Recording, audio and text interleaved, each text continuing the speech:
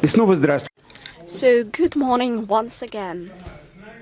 Samara is with us, so we can start now. I've received the permission. So, dear friends, good morning.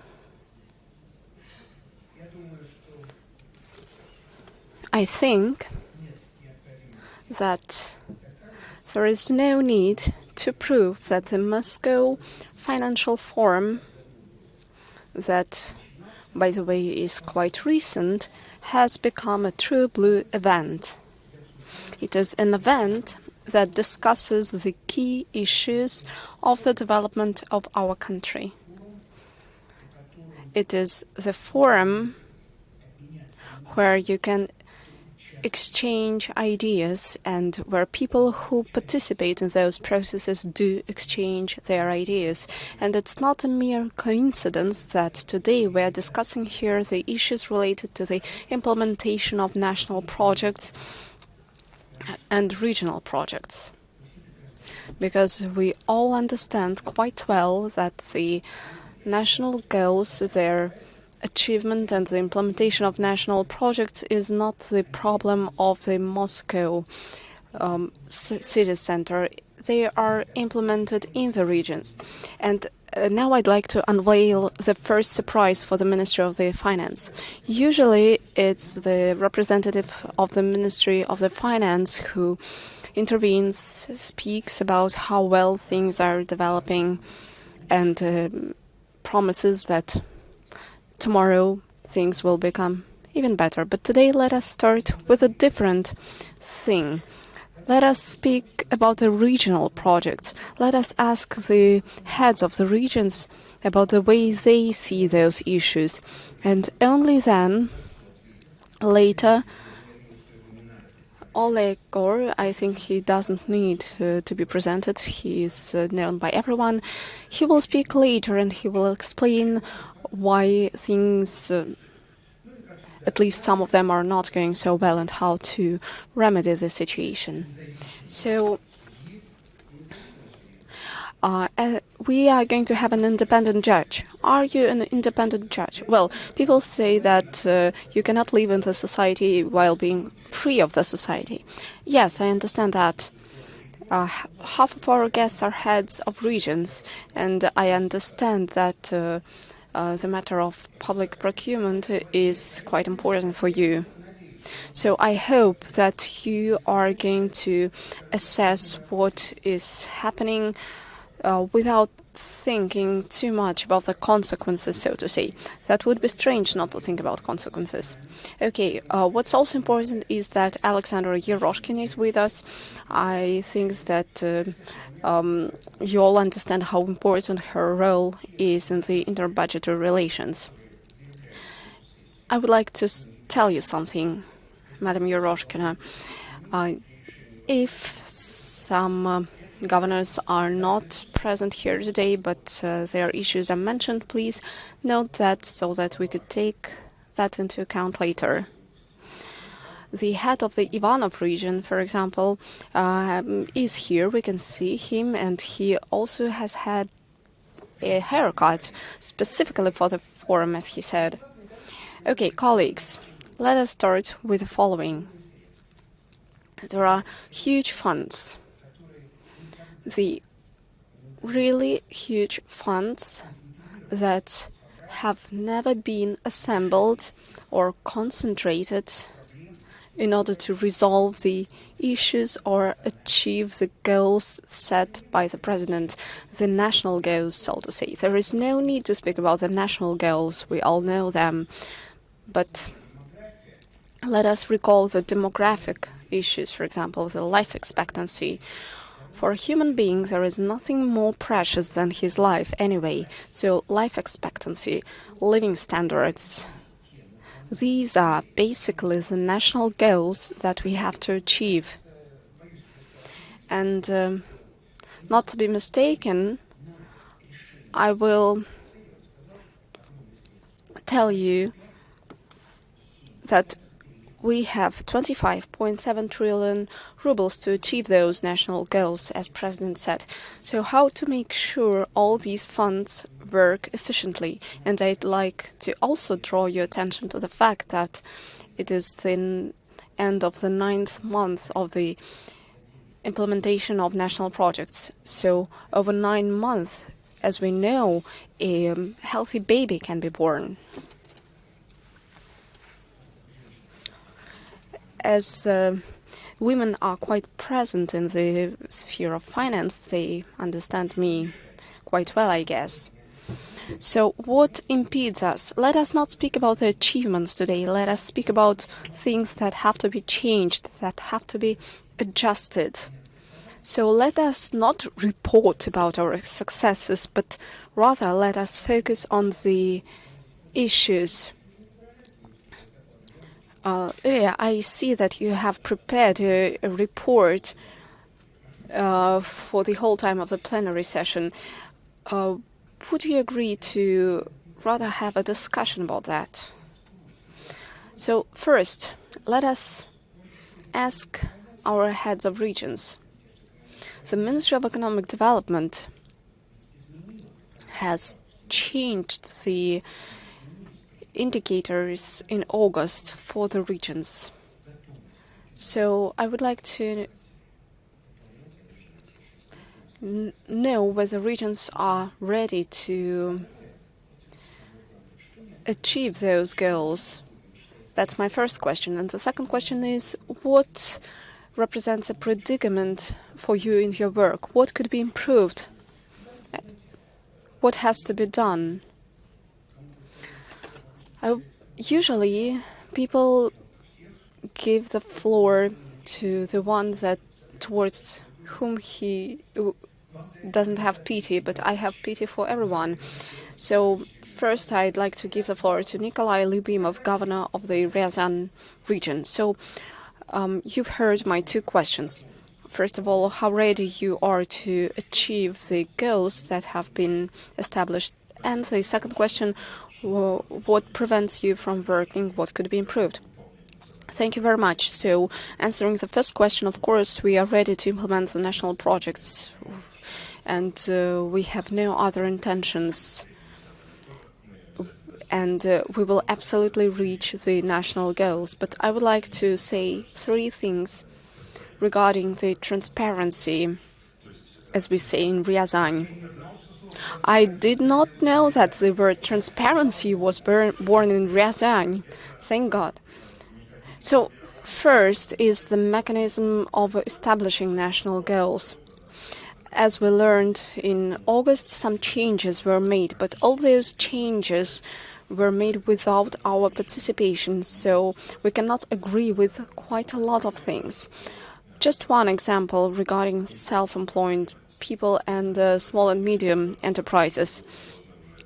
From next year, we will have to register 1,000 self-employed people, but this mechanism is now being implemented only in 4 regions, and it will be launched in our region only next year. So we do not understand how we will reach that figure. And from the 10th of August, the number of registered SMEs reduced.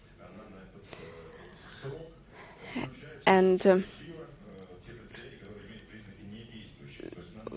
we know that we actually need to reach the figure of 6,000 plus, excluding the small and medium enterprises that are actually not operating. And it will be quite challenging for us to achieve that. The second point is funding. Again, transparency has to be in the long term. We now have the deadline of 2021, but the national project will be implemented until 2024.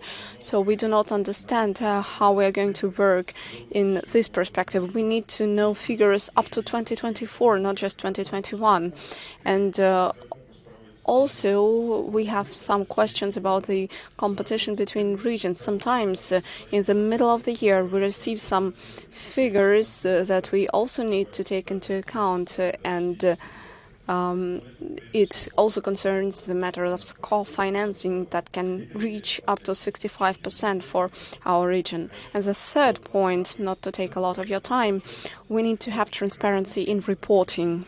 The Ministry of the Finance has now launched the electronic budget mechanism. That's a very good one, and our goal was to make sure that our reports are sent to all the federal agencies via the system. But over 2019, we received 431 requests, and we wrote reports on 4,000 pages. So we would like this mechanism of the Ministry of the Finance to be integrated in order to reduce the number of other forms of reporting. These are the points I wanted to mention. Maybe colleagues will complement what I've said. Thank you. Thank you, Nikolai.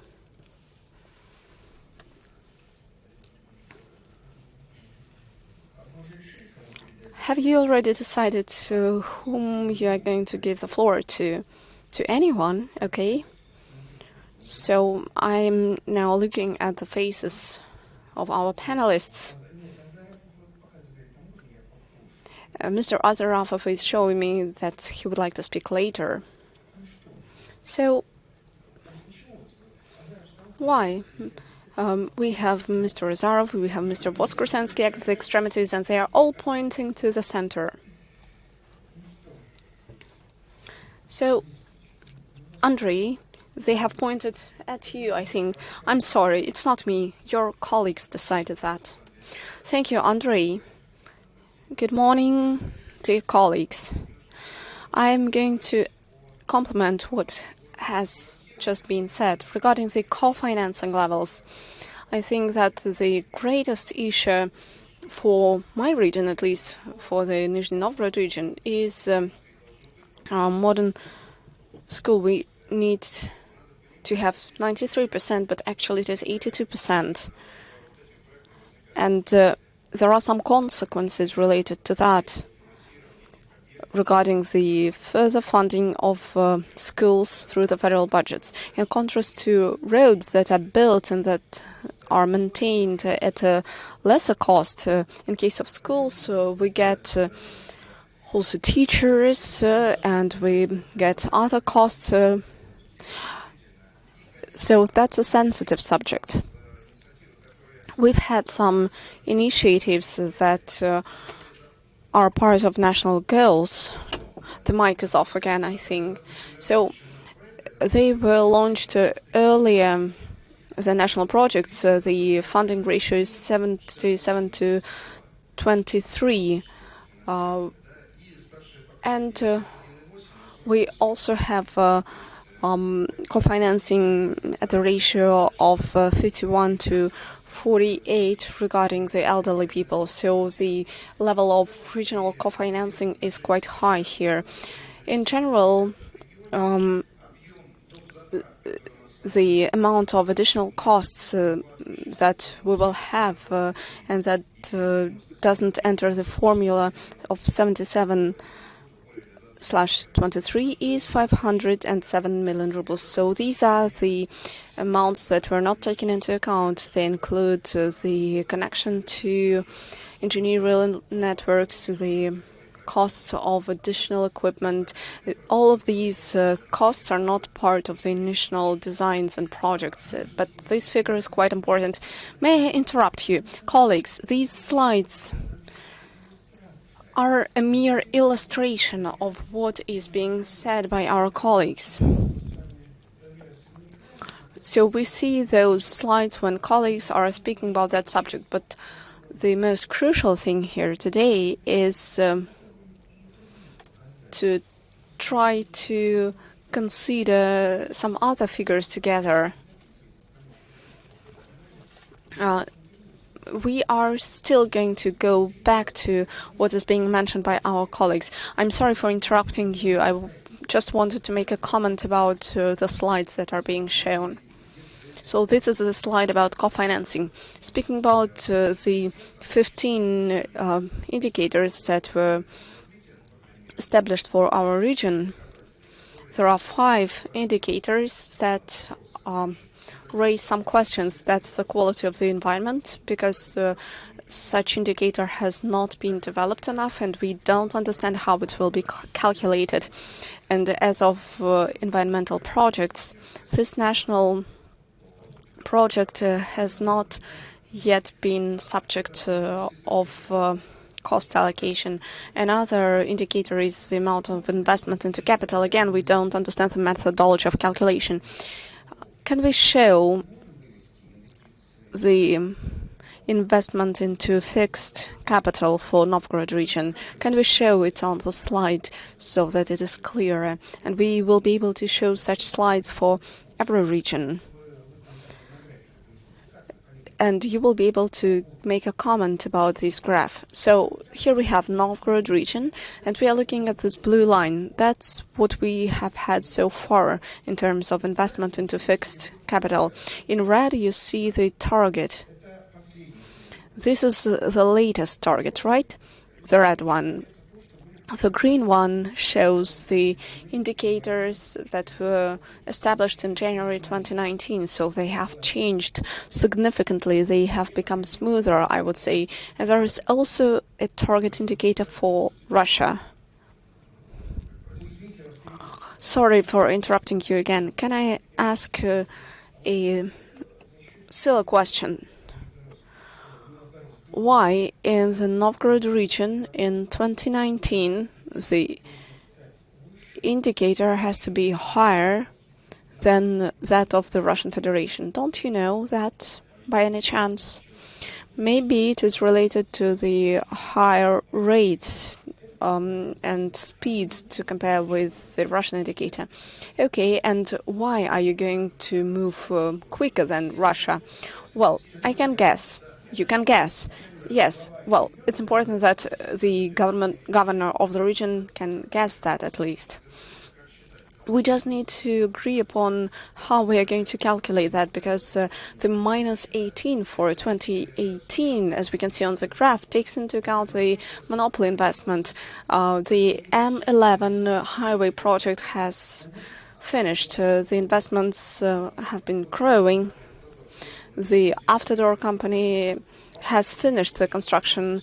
That is why we've had this parameter of minus 18.9. Sorry for interrupting you again. It's just so that everyone understands what we are talking about. All right, let's discuss other issues. Can we show us the slides about investments in the fixed capital of the Ryazan region? And their governors already presented, but let's look at some numbers for the Ryazan region. No, wait a minute. Let me ask Mr. Lubimov. All right. May I ask you to get up and let's have a straightforward conversation. All right. How do you get these numbers higher than average for your particular region? All right, Andrei is quite right. You need to calculate that right. And there's another point here. The investor that comes to us and begins to invest their money into our equity or fixed capital, they are not accounted for or recorded. This is a small company. They have 5 employees, but this money is not counted as investments into the equity. All right. I looked at the data about your particular region.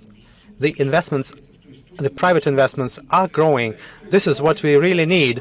The main goal here is being achieved. But how can you impact the state monopolies? The Moscow-St. Petersburg highway would go through our region, no matter who governs the region. But that's part of your KPIs, right? Now it has been removed, but the methodology is not clear yet. So we need to understand how that is calculated. I'm sorry. All right. No governor can say that they were not going to meet those incentives. That would be like an application for retirement. But all right, there is also another indicator having to do with the education level of the population. There are some adjustment ratios. There are some specific additional indicators that we cannot see. What is the level of education is not, what is that? It's not clear. What do we mean by level of education or literacy? And we need additional information about that parameter. The number of people employed is down all over the country, with the exception of a couple of regions, especially after the Federal Tax Service began to exclude from the accounting the companies that are not really in operation. And the level of poverty is another complicated indicator. Earlier this year, the Ministry of Labor and Social Protection has set some goals for us, and we plan some funds for that, and that's what we need to achieve in the middle of the year. But then they reduced it in the middle of the year by an additional 2.5%. And imagine in July having no budget, how can I find additional funds to reduce the level of poverty even more by giving additional benefits or allocating additional funds? Poverty is a complicated parameter. You cannot really change it quickly, and that's one of the key issues that we are facing. All right, we can protect those indicators thanks to the efforts of the Minister of Finance, and if we disagree, we talk about that openly. We defend our position, and it is truly going on in the dialogue mode, but I have to report, my amount of reporting increased 7 times.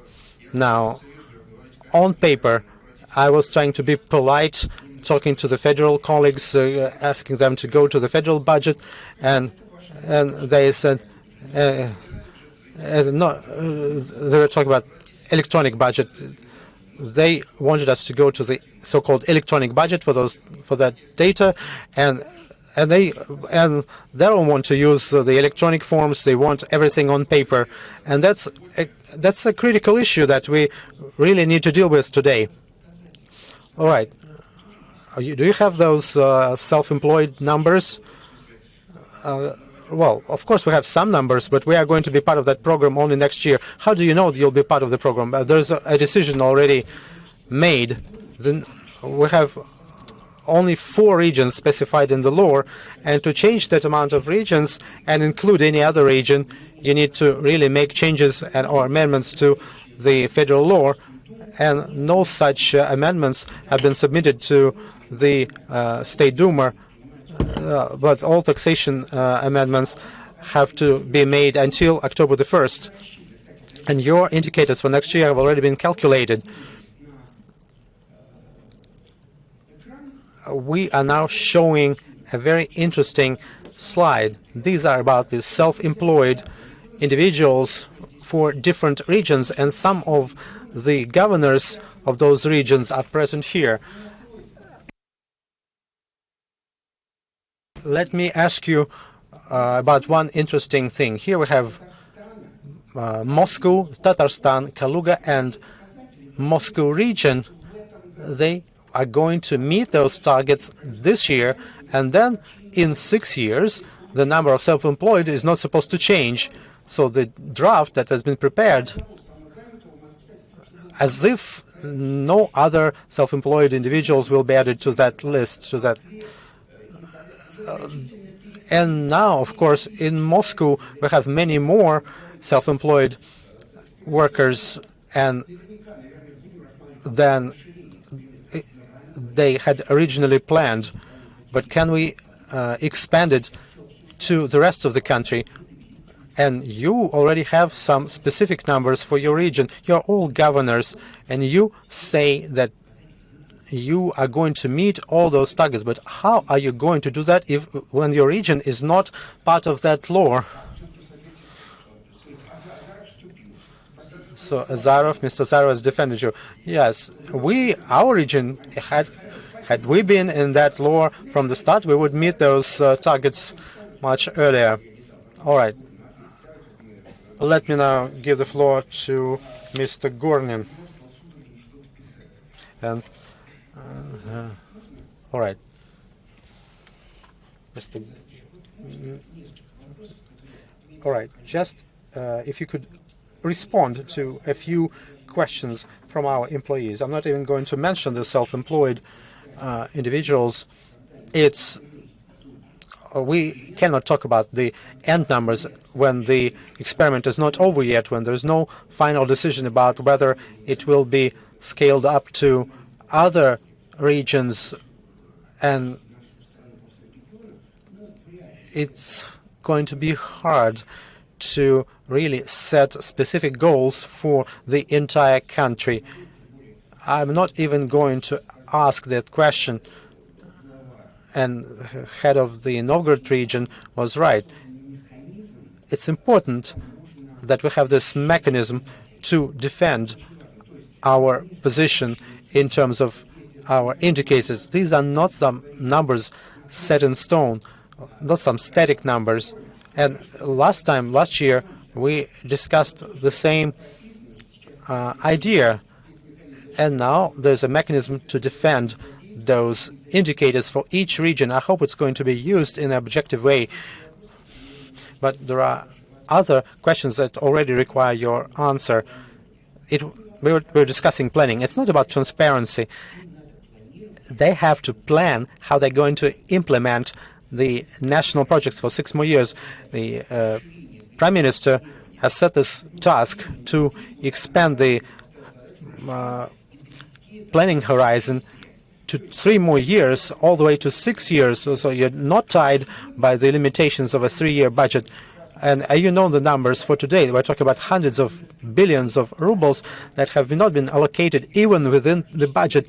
The regions have 1 year in terms of their planning horizon. That's one question to you that we really need answered. And another thing, perhaps the government and the minister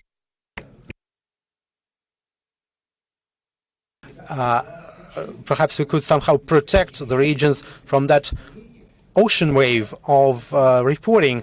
Some of our colleagues, it seems like they're trying to make other people do their job for them using the regional reports so that they could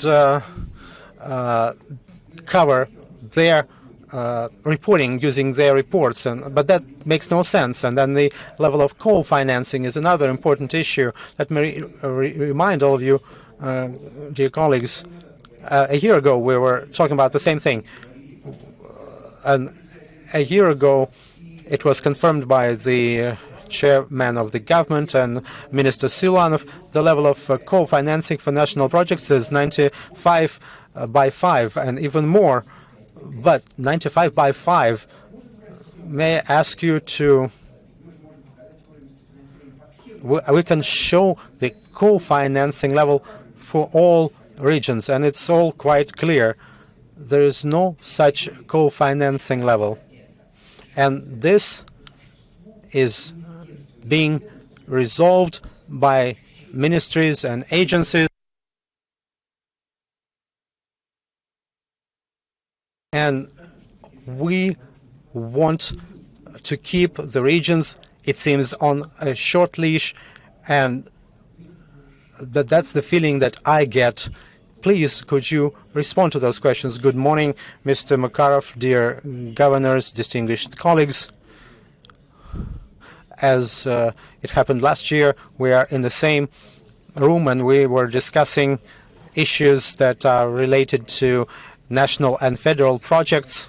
That's how our legislation works here in the Russian Federation, considering the powers between federal authorities, regional authorities, and municipal authorities. And it is the regions of the Russian Federation that are responsible for meeting those national projects' goals, and it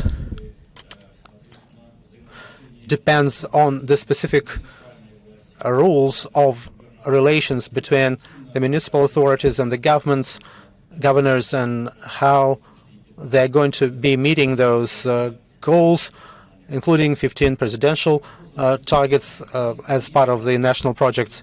And the most critical question is about the planning horizon. We got the same goal last year, and thanks to the efforts of our moderator here and other colleagues from the State Duma, we have made significant progress. In the beginning of 2019, we were able to allocate subsidies within national projects. That's quite important. But we also understand that the habits and practices of planning for 1 year is not enough, and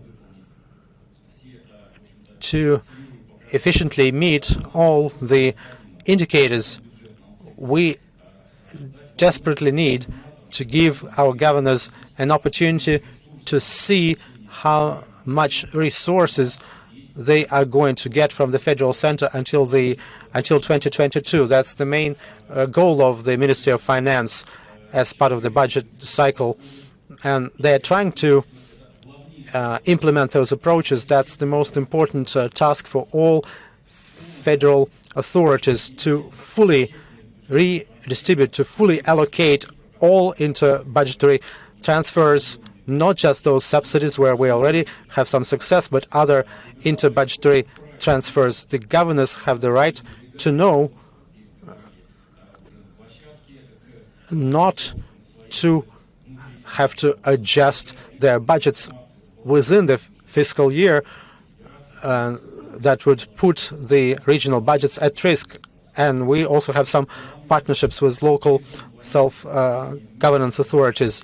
And we have to plan for at least 3 years.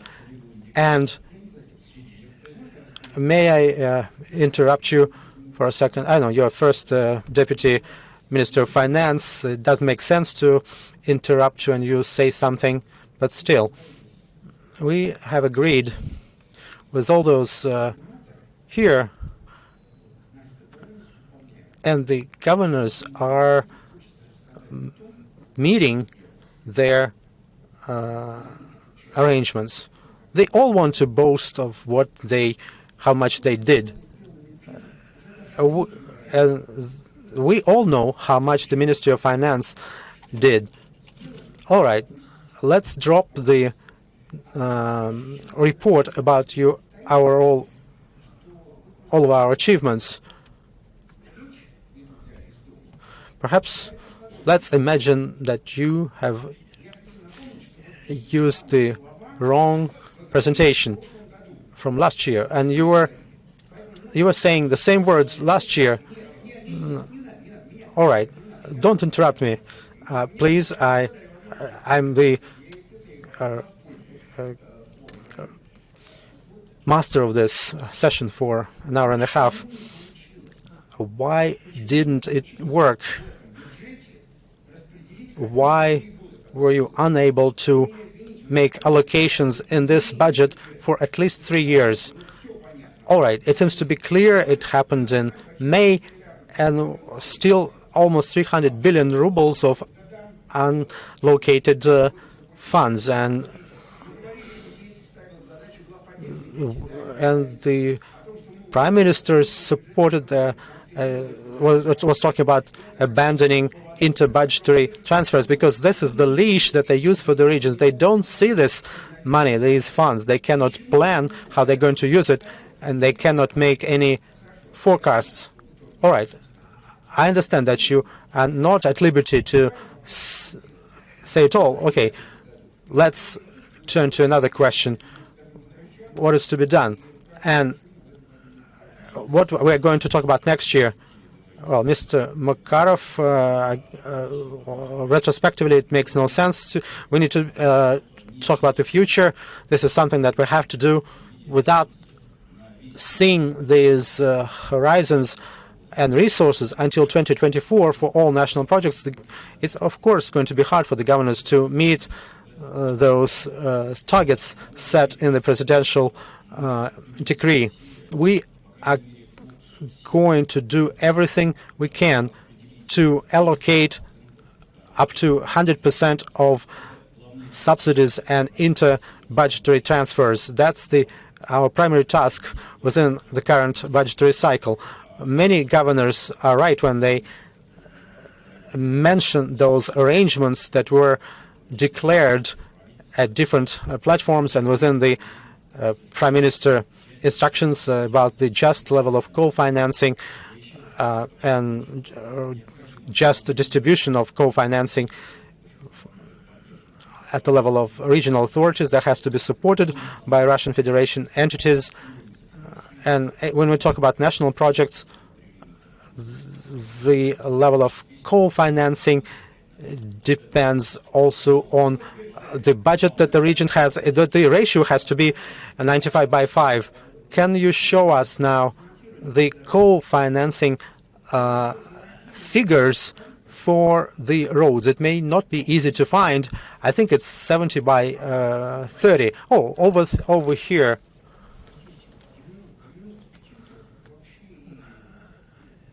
It's not even close to 95 for roads, the last one on the right. There's no sign of transparency here.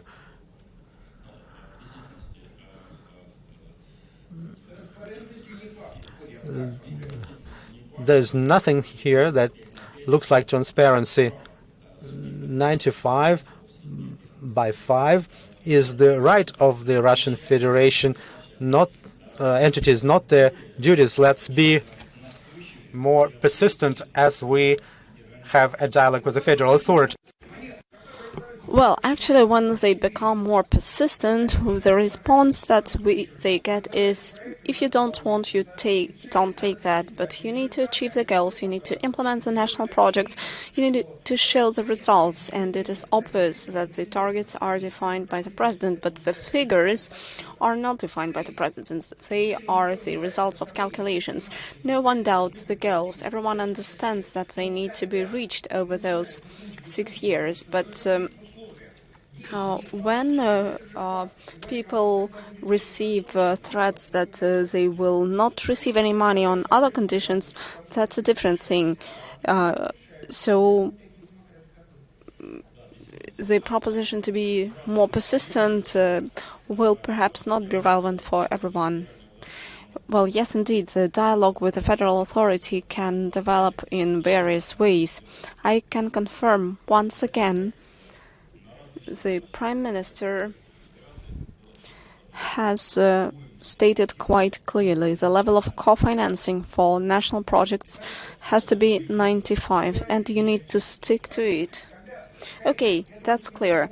Colleagues, I think that anyway we are going to get back to the upcoming budget cycle, and Leonid will speak later about the propositions that exist there.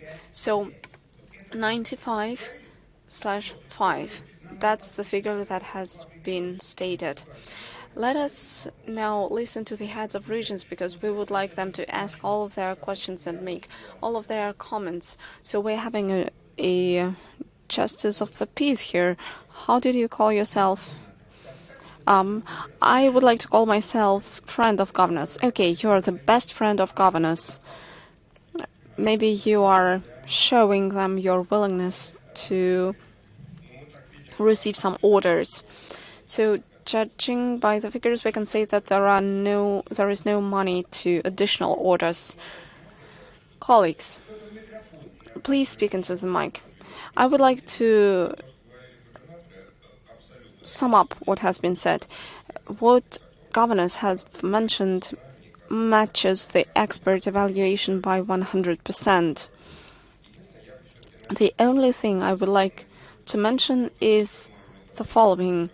It is quite difficult to analyze those things at the expert level because there is no information about the regional aspect of national projects. Perhaps it is classified, and I don't know. Maybe it is available somewhere, but it is not available to us or publicly available for expert or public control over what is happening.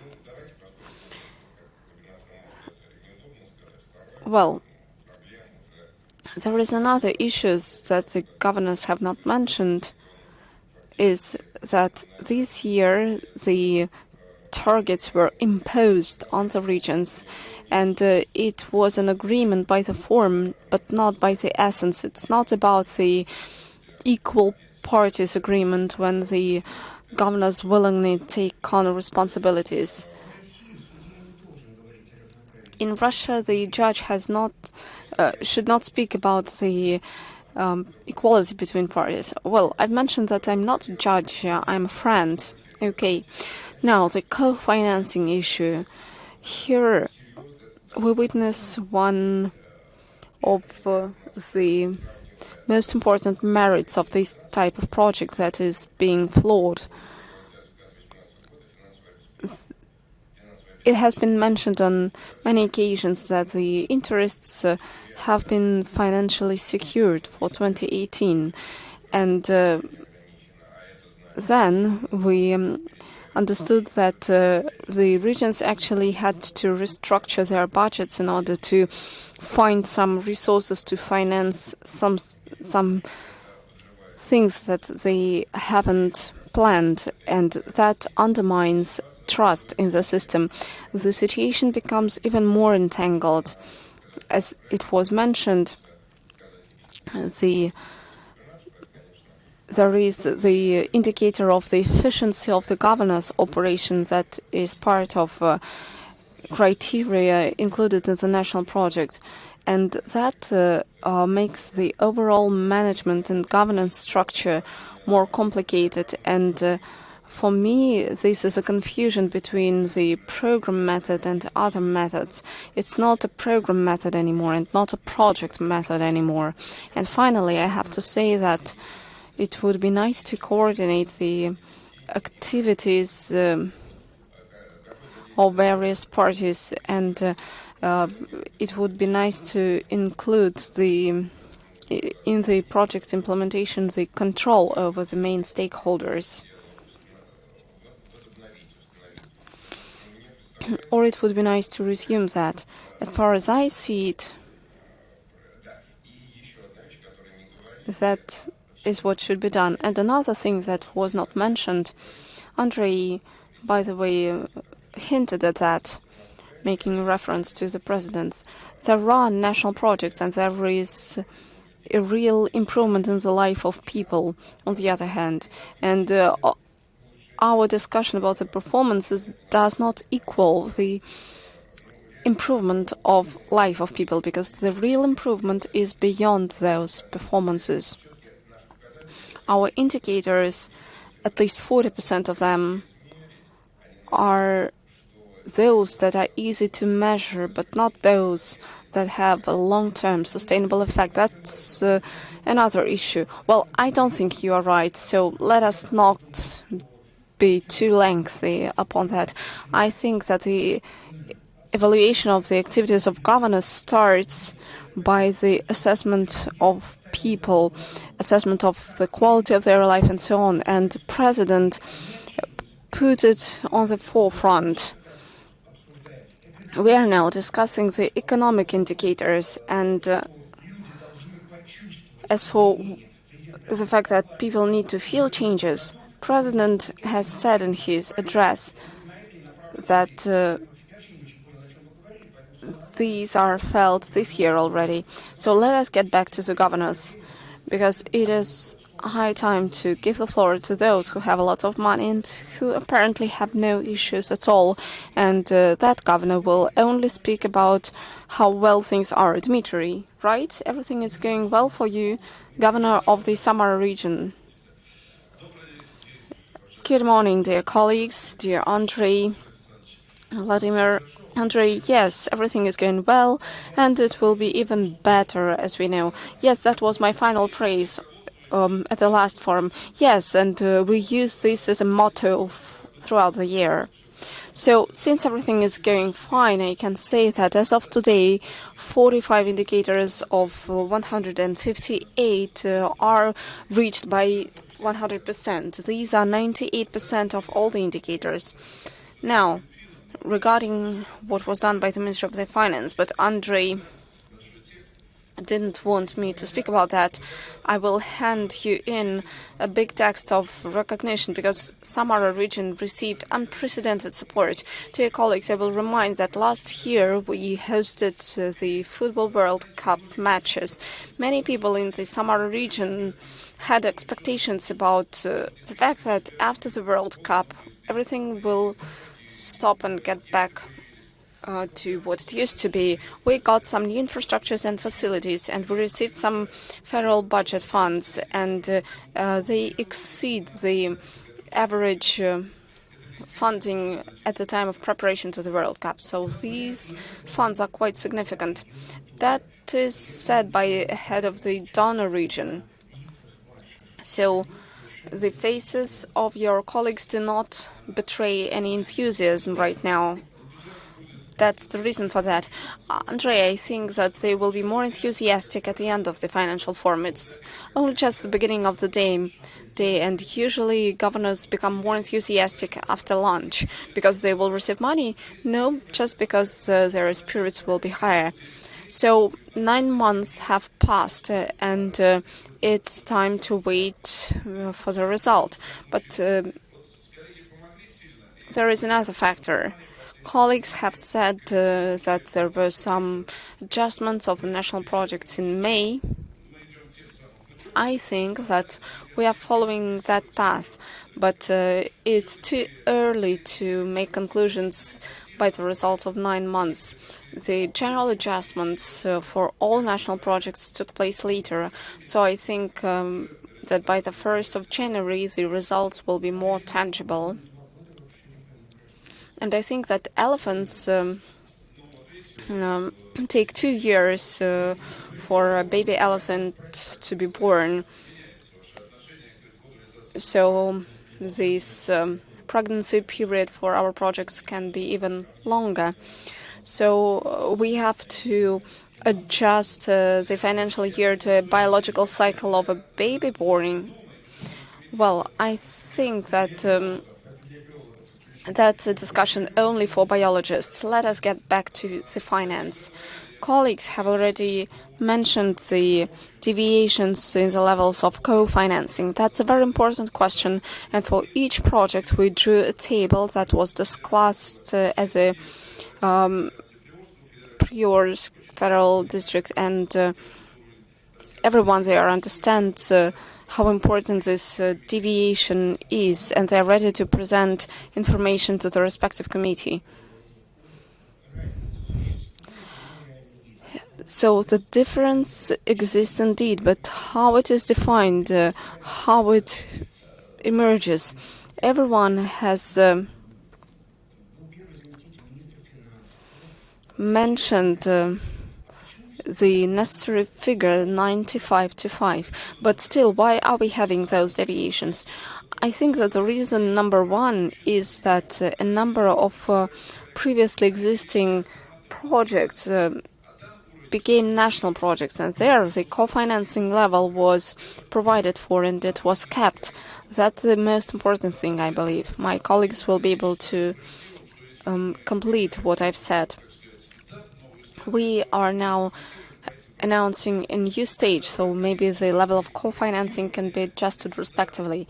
And also, at the level of planning and design, not all the aspects are taken into account, and those imbalances create those deviations. These are the principal factors, I believe. Regarding the e-budget system adjustment, we are still continuing it. Unfortunately, colleagues have mentioned the excessive amount of reporting that we need to produce, and it was repeatedly decided that the control and supervisory bodies can access the electronic system in order to avoid double and triple work. I think that this issue is still relevant for us. By the end of the year, the control over the performances and indicators will be reinforced, as we understand. So it's important for our colleagues from supervisory bodies to receive, as we do, that information, not to lose time, and in order to work more efficiently. Colleagues, we all remember that in terms of indicators and agreement conclusions, there were some postponements, and that has to be taken into account when summing up the results of the first year. The first year is usually the year of development and adjusting. We need to take that into account. So, on the one hand, we have the goal of advanced development. On the other hand, we have to reinforce our system of relations and our system of control. We need to understand that quite often these two goals do not go hand in hand. For example, we need to have advanced tempo of housing construction, but at the same time we are making stricter the rules on that market. I understand that I have to sum up. Yes, I wanted colleagues to say a couple of things because they also have issues and they don't have any federal assistance. Most importantly, I'd like to say stop talking about money at this financial forum. Look what's happening right now, including thanks to media. Each region has received huge funds and people are expecting them to be converted into something. And we need to stop talking about figures, stop showing those figures, stop measuring things in figures and square meters, and the number of people involved in the projects. The main issue of national projects is the low involvement of people. So media have to play a role there. We need not just to inform people about national projects, but show people the possibilities that the national projects give them in order to enhance the education quality. I'm now speaking about both preschool and school education. Then possibilities of improving the professional level and increase the income. That's what I wanted to say to conclude. Thank you.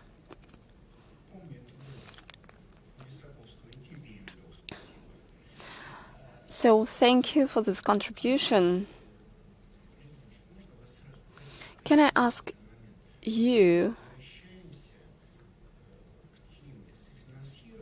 a small question? Maybe we could go back to the co-financing issue once again, but consider it from a different point of view. So this ratio of 95 to 5% is experiencing some deviations. Part of them are due to various ways of interpreting that. Of course,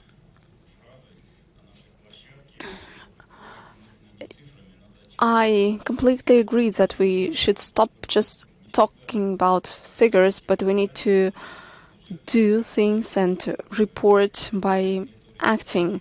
There are some indicators that are being monitored within the financial period, and they represent an objective description of what is happening.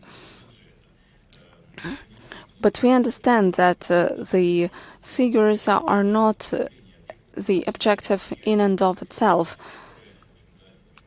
They are just a representation of the events that are organized for the sake of the population.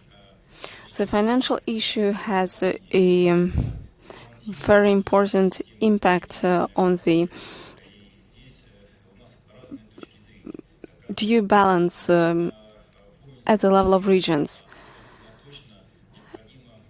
As for co-financing, we need to include another aspect there. That's the actual level of co-financing, not the one that is stated in the agreement, but the actual one. The one that is stated in the expenses of regional and municipal authorities. Colleagues have aptly mentioned that not all of the projects, including standard ones, include a just fair value of constructing 1 square meter. Of course, these criteria need to be adjusted and multiplied by the deflating construction index. There are some other aspects such as engineering issues or land improvement issues that represent an additional burden on the federal authority. We have just 30 minutes left and we still need to save some time for the award ceremony. Yes, we will have time to do that, I hope.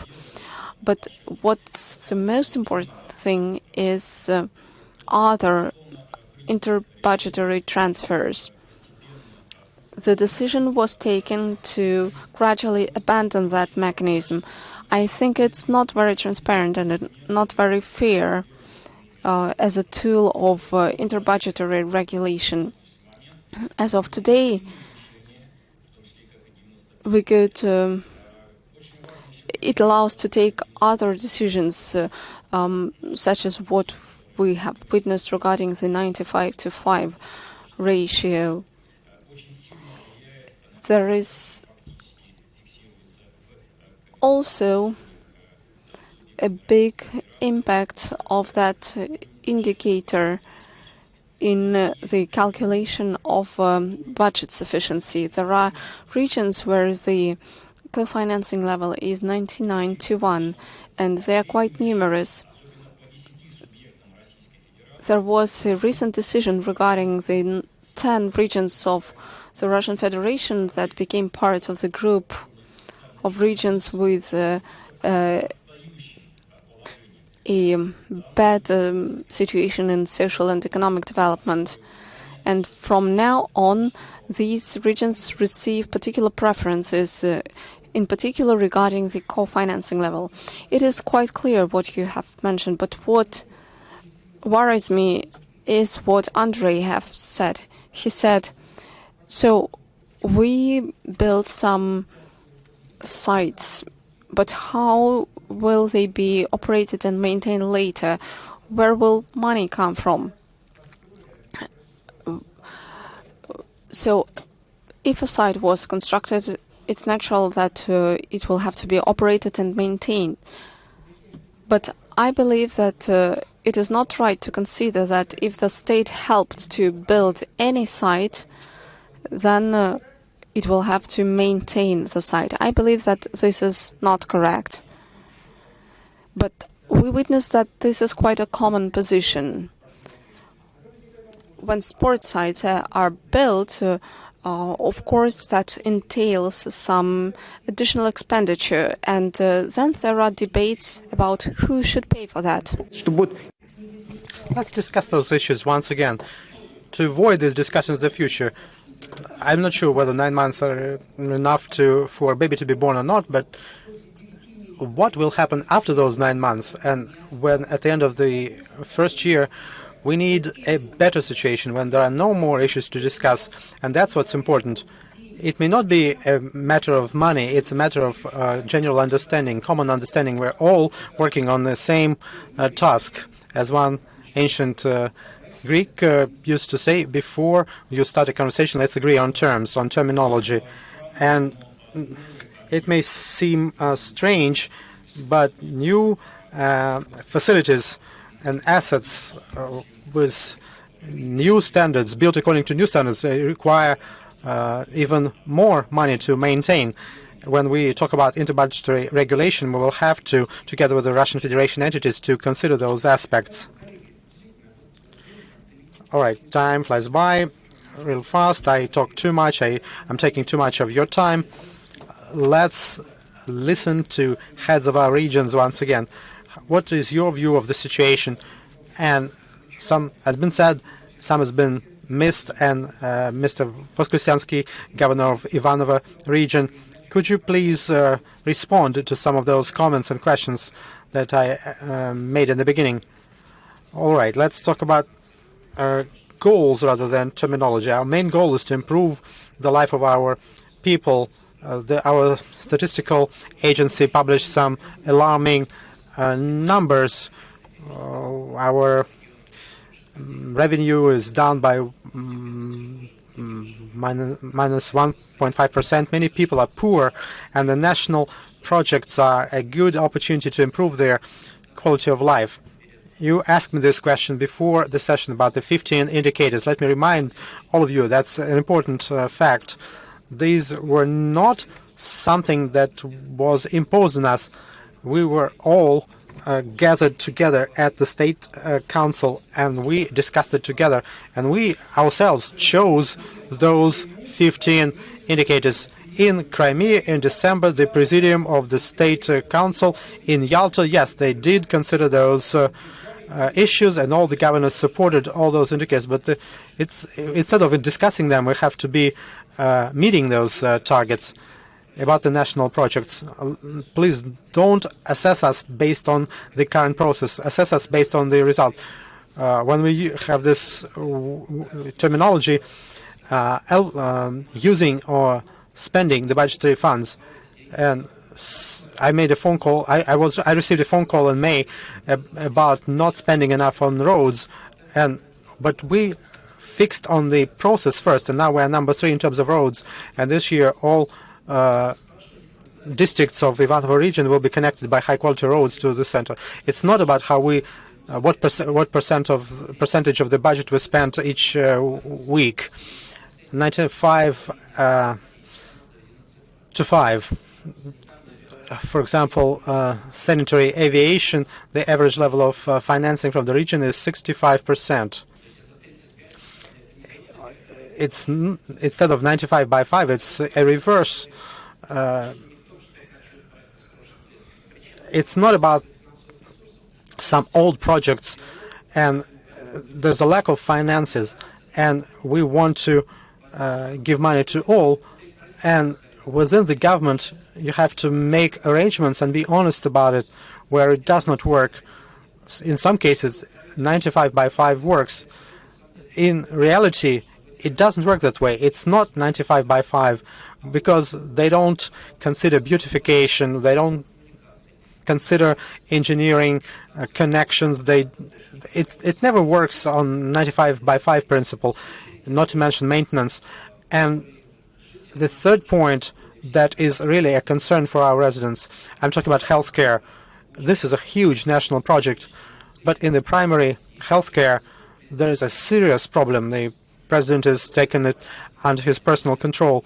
We are talking about lean outpatient clinics and telemedicine and ambulance dispatching, but we have to go down to earth and be quite flexible. What's happening on the ground? Here's a physician, a general physician, who has to work 2 shifts, receiving 30 people per day. When the last patient comes in, the quality of service is down, and they have some old building or which hasn't been repaired for years and years. All right, they are trying to resolve these issues. They are discussing them, but we live in the 21st century. Perhaps we need to have a more modern system instead of repairing and upgrading old Soviet hospital buildings. And all economists say how proper investments into primary health care save a lot of money for the government, because they save money in terms of better labor productivity and things like that. It's not about changing the national project. It's about finding that bottleneck and be ready for additional investments rather than expenditures. All right, thank you very much for this comment.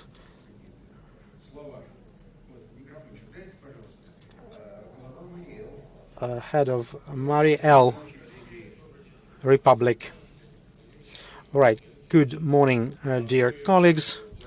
We are thankful that these issues have been raised. They have to be presented in a certain way depending on what region and what type of economy we're talking about. This is something that we need to pay attention to. And Mr. Makarov, you work in the State Duma, in the Parliament. When we give us an additional task as a kind of table, and we can respond about how we are trying to meet those numbers depending on a specific Russian Federation region. Yeah, you may have it already, but we want the total numbers for the entire Russian Federation. And we want to see the ratio between the consolidated budget of a region and how much of that budget is spent for co-financing. That has to do with meeting those goals. And I'm not going to repeat the same idea. This 95/5 is the most critical issue, and I mentioned that in Yalta in December last year, when we're talking about national projects. I then drew attention to the fact that we had to put unfair business under control when they are wasting money on materials. There was a seasonal decrease in prices. For example, when you build roads, you need bitumen and road stones, and in December the price for materials is always lower than in summer. Now, when there's this problem of cheating, and we don't see any reduction of prices based on the season, and the antitrust, anti-monopoly services have to start working here, and they are making more money illegally compared with previous years, and all those illegally obtained profits have to be used for the federal budget, to the federal budget, and the federal budget allocates funds for the national projects. And there's another issue which concerns business. The chivalry kind of behavior on behalf of business has to do with patriotism. I cannot get to 25%, and I use 75% from subcontractors for national projects. I still suggest the opposite. If you want to be part of the national project, you have to prove that in terms of your equipment and labor resources, you can do 75% of work yourself and only use subcontractors for the remaining 25%. Otherwise, you will be included into the register of non-bona fide suppliers. We build more roads than were planned because we use fair bona fide businesses, but we then lose some when we use some cheaters, and that's a wave of problems, and pretty soon we won't be able to perform. All right, Marielle made an offer that the money that we're going to collect to the federal budget, that should help us improve the situation. And this is not what Azarov offered. He was actually against that. All right. We don't have much time, and so far we have not heard the position of the Ministry of Finance. What are the future prospects? We were talking about remuneration and reward system. What's going to happen to transfers? When will it start working? Our money used to start working in the regions only 6 months after the year began. How can we make it more efficient so that everything is approved together with the budget, so we could start tenders earlier and the money would start working in January rather than staying in the treasury accounts? How can we make the money work not on July the 1st?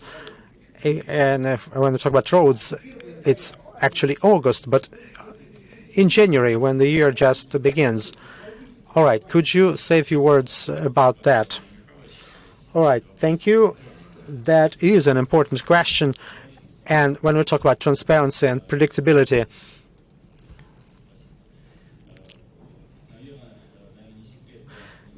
it's not a secret from many governors that budgetary cycles are connected with the planning process, and it also has to be viewed in connection with the federal budget. It's not even the task for the Ministry of Finance. That's something what other federal authorities need to do. We need to learn how to, before the beginning of the financial period, to get the understanding from each Russian Federation entity about the amount of money that they need from the budget and what they need for the next budgetary cycle. We need to understand that by the beginning of the year, January 1st, those agreements that traditionally are signed later have to be actually arranged earlier. Here we could mention Federal Law 44 and our procedures, and it all has to be done before the beginning of the financial period, already in December. And that mechanism has to start working before the beginning of the financial period. It requires better budgetary culture and discipline and planning, and we need to plan really carefully all those events from the national projects. This year, as last year, together with the Parliament, we will make a step forward in terms of predictability and transparency and inter-budgetary regulation, and the governors will be able as partners to see very clearly the tasks they receive from the federal government. We should be having more transparent partnership-based relations between the Russian Federation entities and the federal government, between the regions and local self-government authorities.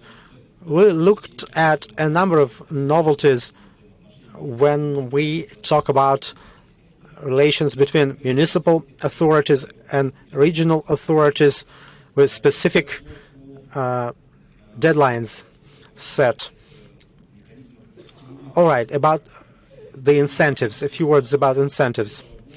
It's really important that starting this year, and of course we spoke about presidential targets and indicators, how we need to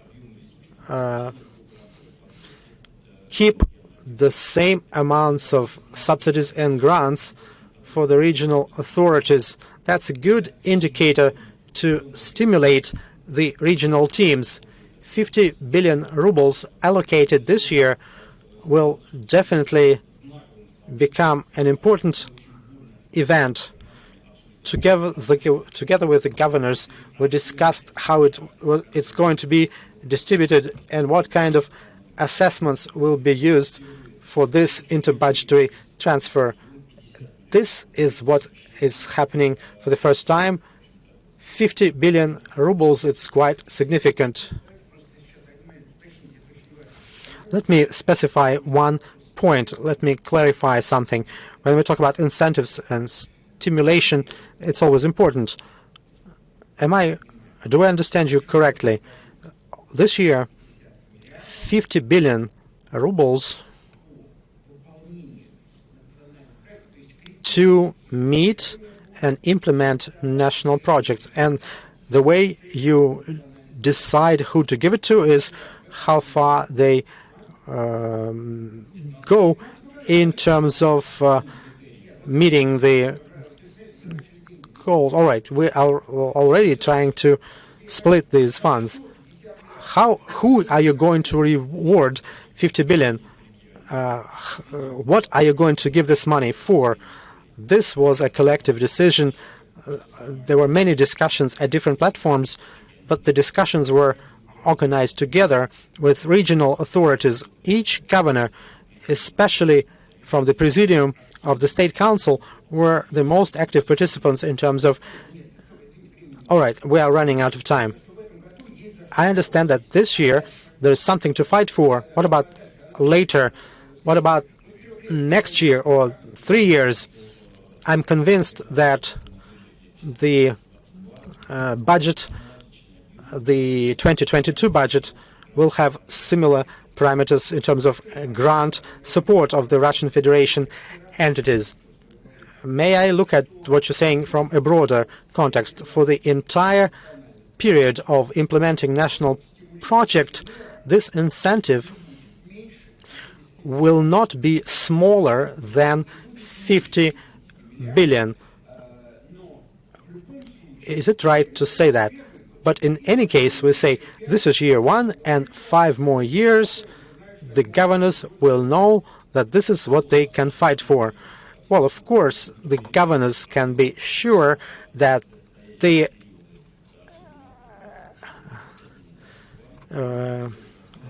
financing for 2021-2022 will be around the same figures.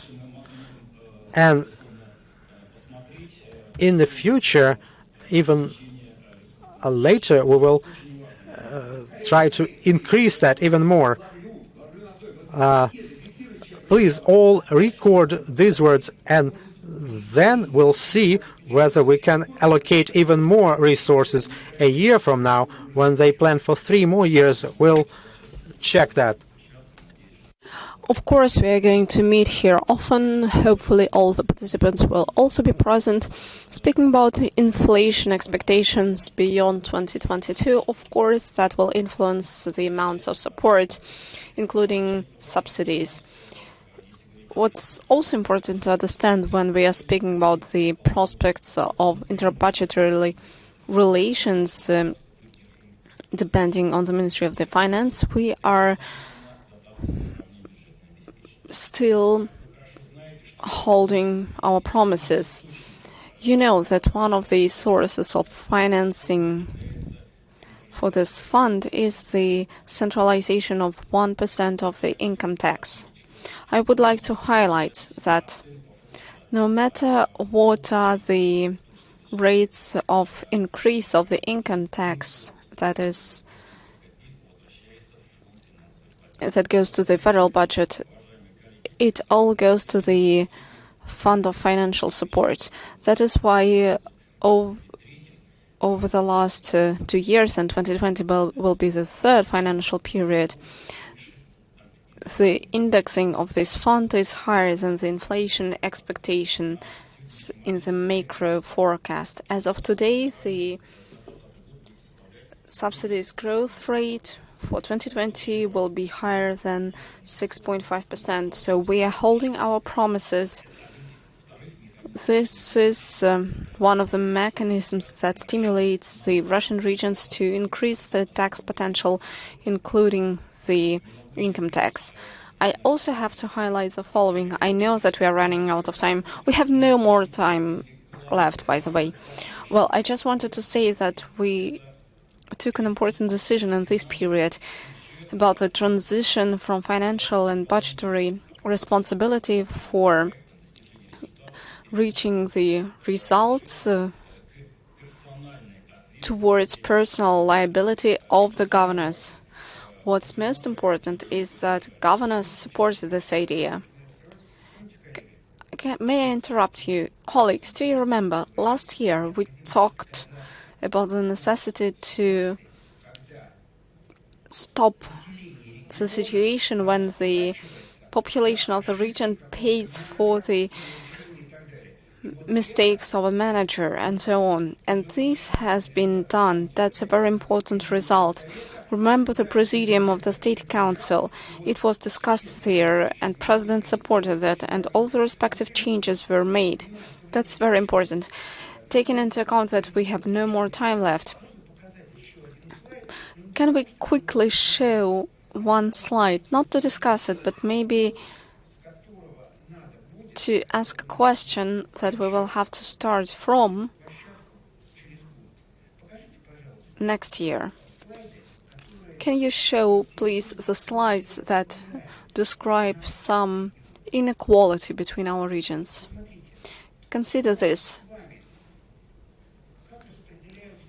How income is distributed. How income is distributed among the regions. I'm speaking about the income tax for companies and for individuals. As for individual income tax, that represents 55%, more than a half. As for the company income tax, it's 57%. This is quite a serious situation. So we are speaking about growth and additional income of the regions. Yes, it is like that, but it is distributed as shown on the table. That's the real situation. And look now how we see the differentiation of social and economic development of the regions. This table shows the actual inequality between our regions. I'd like to give some more figures. Take the gross regional product per capita. The difference is 55 times. When we are speaking about the average income level of citizens, there is a 5-time difference. As for the provision of main goods and services, the difference is 85 times. It's clear now how it can be explained. And in terms of investment, the difference is 123 times. And today, everyone, governors, Leonids, everyone is saying, stop talking about national projects in terms of figures. We need to speak about the quality of life of people. We have here representatives of regions who have different possibilities for a number of objective reasons to resolve these day-to-day issues. So the question is how to change the situation, how to adjust it, how to allow the regions that are lagging behind to keep up with the rest. I'm not now speaking about Samara or Moscow, and anyway, let's not compare others with Moscow. How to make sure that every region indeed could reach the goal set by the president, so that people feel positive changes, so that there is no feeling that we hear a lot but we see a different thing. Vladimir, you have a minute. How do you see that issue that I have just described? Well, I will not be able to answer in a minute, but I will try. First of all, I'd like to draw the attention to what Stas Voskresensky said. We should control not the process, but the result. And we have around 40 process indicators within the national project, so the parameters need to be adjusted somehow. We need actually to, in general, to adjust and understand better the indicators that are part of the national project. And we need perhaps to reconsider a little bit the methodology. Next step, the agreement that will be reached has to be long-term. Now we have agreements for 1 year, but I believe that these have to be more long-term agreements, up to 7 years. And another important issue, our projects do not hang in the air. They depend on various parameters that are not formally contained in Decree number 94, but they are important. I'm speaking about structural issues such as dynamics of private investment, quality of public administration, regulatory environment that we have discussed. Without all that, the parameters themselves will not be as precious. And to conclude, by the way, I have already raised that issue before, and today it was raised by other people. It is the following. We need to analyze not the fixed costs, but the overall costs over the period of operation. Another issue that has to be clarified by the next forum are real costs that are a result of the successful implementation of the projects. This is an important subject for further discussion. Now, a small practical question. Mr. Cornyn has already relaxed. He is not expecting anything painful anymore. But I would like to ask another question. The Damocles sword of our regions is the debt burden. There was a proposal by the President on restructuring the loans. There is more than 1 trillion rubles. That's an important amount. You have now mentioned 50 billion as a premium for the implementation. What would your attitude be towards a proposition to have another premium? Maybe we could consider as one of the measures the easing or maybe writing off a part of that debt, while understanding that the implementation of national projects by the region already saves huge amounts of the federal budget. Maybe we could consider it like that. Maybe we could give it as an incentive to the regions. That's a very good question, Andrei. Yes, but we are waiting for your very good answer. Okay, I will try to satisfy that need. Developing this thought, I would like to thank the governors for their responsible debt policy at the regional level over the last 3 years. Colleagues, we now have reached the psychological barrier of 2 million of the federal debt. This debt is now lower than 2 trillion rubles. Regarding the own income, it is about 22%. So for the first time, those very good performances are fixed in the newest history of budgetary relations. Almost all of the Russian regions have reduced the sovereign debt and have went under the red line, which is 100% of own income. So I would like to thank you for that. And in order to incentivize most of the Russian regions further for their debt policy being so balanced, there are some proposals, of course. Any obligations, including the obligations to the Federal Center of Budgetary Credit, that's a good instrument, a good tool to stimulate the regional authorities. Maybe you remember that at the beginning of our path, when we started restructuring the budgetary loans, and I would like to remind you that the amount was more than 900 billion rubles, we agreed that the Russian regions that will show the highest performance in terms of the own income growth rate. Back then we did not speak about any national or federal programs. We only talked about the own income growth rate as the main indicator of the economic health in any region of Russia. So we agreed that if the dynamics is positive and the positive results were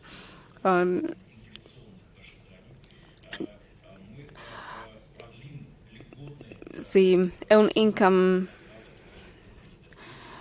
being higher than the expense, and we are, in that case, we promised to extend the loan term, and soon the respective proposal will be introduced.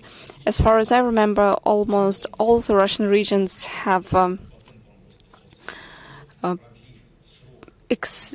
performed on the goal, and thus the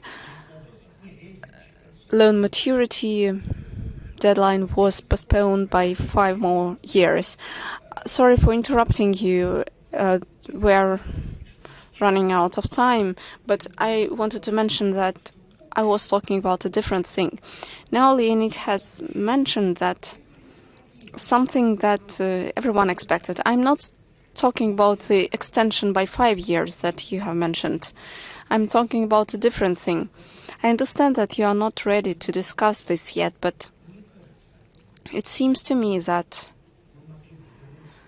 we could go back to that issue not in terms of the extension to 2029, as we discussed. We have already mentioned that. But we need to make a step further. We need to incentivize the regions that reach the national goals and implement national projects, because that allows us to alleviate the burden on the federal budget at the same time.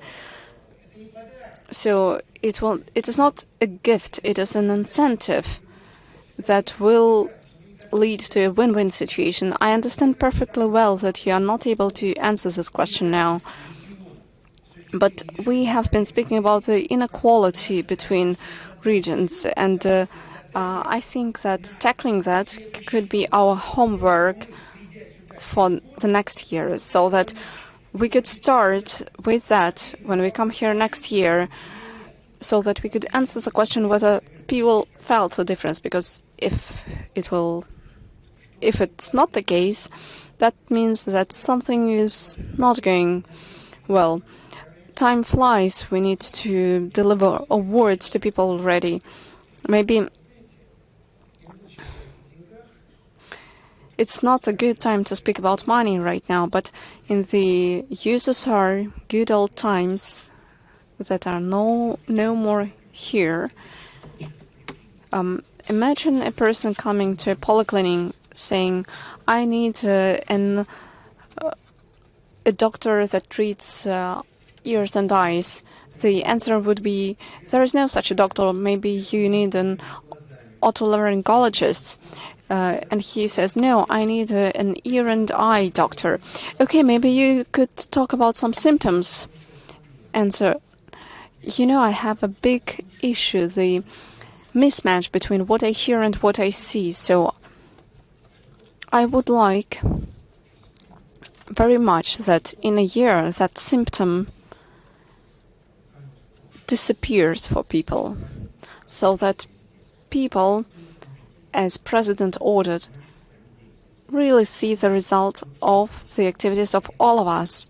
We're all responsible for it. So I would suggest to start the next forum, if we are present here, of course, next year, with that. Do you all agree? Thank you. Let us think together. Yes, let us think together and also maybe do something together, colleagues.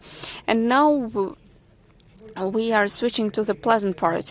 The Financiers' Day has been celebrated, and we have financial people here and also heads of regions. And now it's time to determine the winners, the best ones. You have the possibility, Leonid, to congratulate those who won in this competition. Yes, thank you very much. Dear colleagues, indeed, on the 9th of September, we celebrated the Financiers' Day. Financiers work not just in the budgetary sphere, but also in the real sector of the economy and governance. So I'm very happy to deliver the merited award to our regional financiers, that is to say, the ministers of the finance of the Russian regions that have had the best performances. This year we're celebrating the 5th anniversary of Crimea entering into Russia. Crimea has shown good results in terms of building financial relations between various stakeholders. According to the Russian legislation, in the nomination for due quality of governance, the award is delivered to the Republic of Crimea. I would like to invite Deputy Chair of the Council of Ministers for the award delivery. Thank you very much. The support of the Ministry of the Finance helped us to reach those high performances. Thank you very much to the team of the Ministry. Thank you.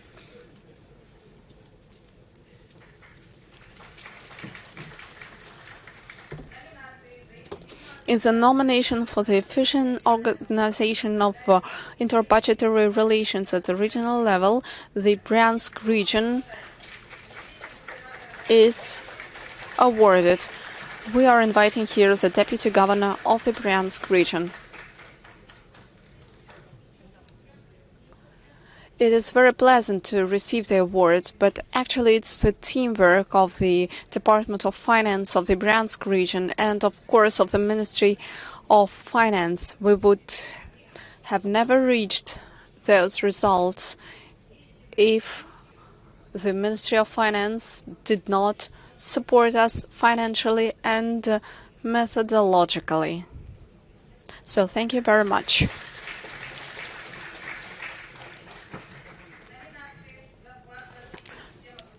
The award and the nomination for contribution on the finance development is delivered to Minister of Finance of the Krasnodar region.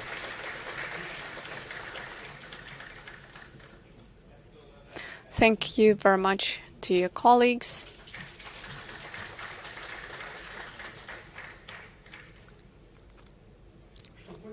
So that's it, the end of the award ceremony, and I wanted to hear some more words of recognition of the work of the Minister of Finance. So, dear colleagues, thank you very much for your participation. It's not easy to speak about all that. We understand it all very well. There is huge responsibility on the governors in front of people, and the fact that they come here to discuss issues openly is already very worthy.